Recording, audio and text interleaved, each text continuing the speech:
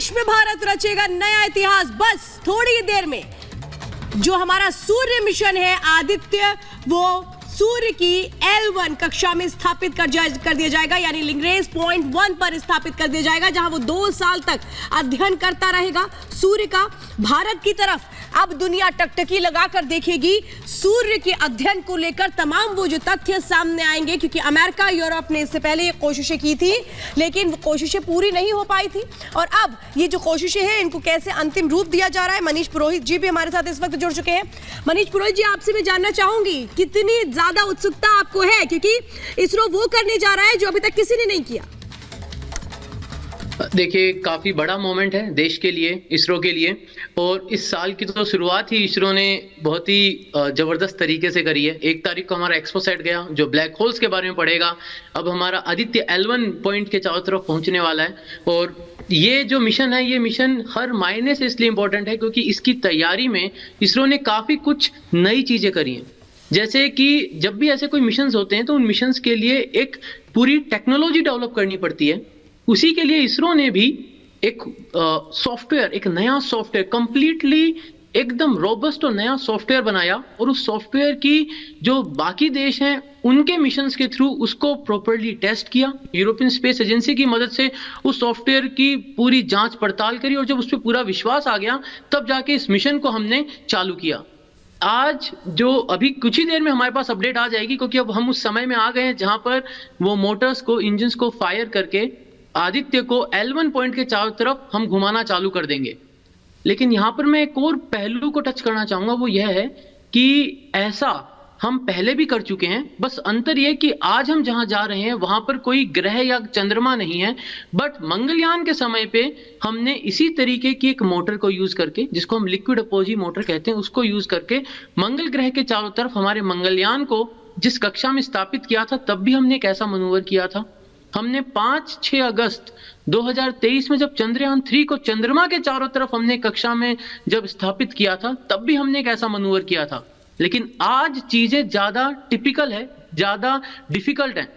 क्यों? क्योंकि यहां पर एक पॉइंट है, यहां पर ना कोई ग्रह है, ना कोई उपग्रह है, ना यहां पे चंद्रमा है। यहां पर बस एक पॉइंट है जिसको हमने गणित की मदद से कैलकुलेट करा हुआ है कि वो पॉइंट यहां हो सकता है। अब उसको अगर अपन समझें तो मान लीजिए कि यह सूर्य है, यह धरती है, और यह वो पॉइंट है जहां पर हमें हमारे आदित्य को जिसके चारों तरफ घुमाना है। अब ये जो पॉइंट है, ये पॉइंट खुद धरती और सूर्य के चारों तरफ घूम रहा है और हमें आदित्य को इसके चारों तरफ घुमाना है। तो ये थोड़ा सा टिपिकल टास्क है, लेकिन इसके लिए हमने पूरी तैयारी करी। हमारा जो स्पेस क्राफ्ट है उसके ऊपर वो सारे सिस्टम हमने लगाए हैं, जो कि उसकी ओरिएंटेशन की किस दिशा में देख रहा है, किस गति से जा रहा है, किस तरफ जा रहा है, वो सारी चीजें हम कंट्रोल कर सकते हैं। और उसके ऊपर छोटे छोटे इंजन लगाए गए हैं। वो इंजन जो है, वो अगर स्पेस क्राफ्ट की सिचुएशन थोड़ी सी भी टेढ़ी मेढ़ी होती है, उसका ओरिएंटेशन बिगड़ता है। जो आप बता रहे हैं, जो उसमें जो आदित्य के आसपास जो चीजें लगाई गई हैं, जो अध्ययन का काम करेंगी, वो जो आप 7 पेलोड्स हैं उनका जिक्र कर रहे हैं। बता रहा हूं वो चीजों के बारे में जो आदित्य को वहां रखेंगे। क्योंकि अगर वो वहां पर स्टेबल नहीं रहेगा, अगर वो उस पॉइंट पर प्रॉपर तरीके से ओरिएंटेटेड नहीं रहेगा, तो वो सूरज को पढ़ नहीं पाएगा। तो हमारे जो पेलोड हैं, अगर वो प्रॉपर तरीके से सूर्य को देख ही नहीं पाएंगे, तो फिर वहां पर डेटा कैसे ले पाएंगे। देखिए, हुआ क्या था ना, 1998 में एक ऐसी सिचुएशन आ गई थी जहां पर अमेरिका और यूरोप का एक कोलैबोरेटिव प्रोजेक्ट है जिसका नाम है सोहो। उसके साथ ये हुआ था कि उस स्पेस क्राफ्ट की जो दिशा थी वो थोड़ी गड़बड़ा गई थी और उसके ऊपर से कंट्रोल चला गया था। अब अगर कोई स्पेस क्राफ्ट इतनी दूर, 15 लाख किलोमीटर तो दूर है, और वहां पर अगर उसकी दिशा गड़बड़ हो जाए, उस पर कंट्रोल न रहे और उससे हम कम्युनिकेट न कर पाए, तो ऐसे केस में वो स्पेसक्राफ्ट वहां पर सूरज को पढ़ेगा, नहीं पढ़ेगा, वो क्या कर रहा है उसके बारे में कुछ पता ही नहीं चलेगा। इसके लिए ये बहुत जरूरी हो जाता है कि हम ऐसे सिस्टम बनाएं जो कि हमारे स्पेसक्राफ्ट को वहां पर स्टेबल स्थापित कर सके और वो वहीं रह सके, जिससे कि वो सूरज को और उसके जो जितनी भी प्रक्रियाएं उनको पढ़ सके। उसके लिए हमने 7 पेलोड लगाए हैं। कुछ पेलोड ऐसे हैं जो सूरज को कंटिन्यूअसली 365 दिन तक लगातार 24 घंटे हर दिन देखेंगे और जो भी इंफॉर्मेशन मिलेगी वो धरती पर भेज देंगे।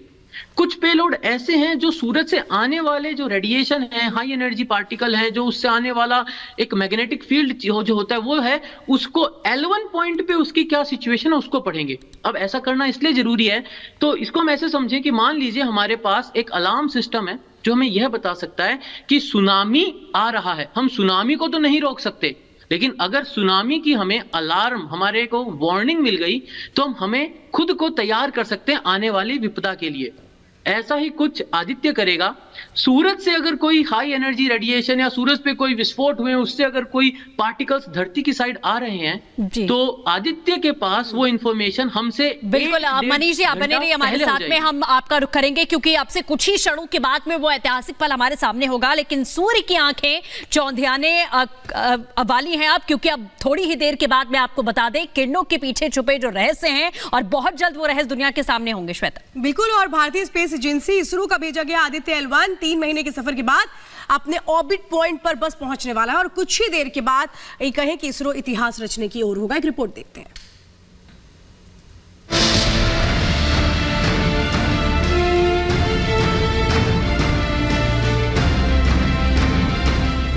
सूर्य के अध्ययन के लिए अंतरिक्ष में भेजा गया भारत का सैटेलाइट आदित्य L1 अपनी मंजिल के करीब है। आपसे कुछ ही पलों में ये अपनी कक्षा में स्थापित हो जाएगा।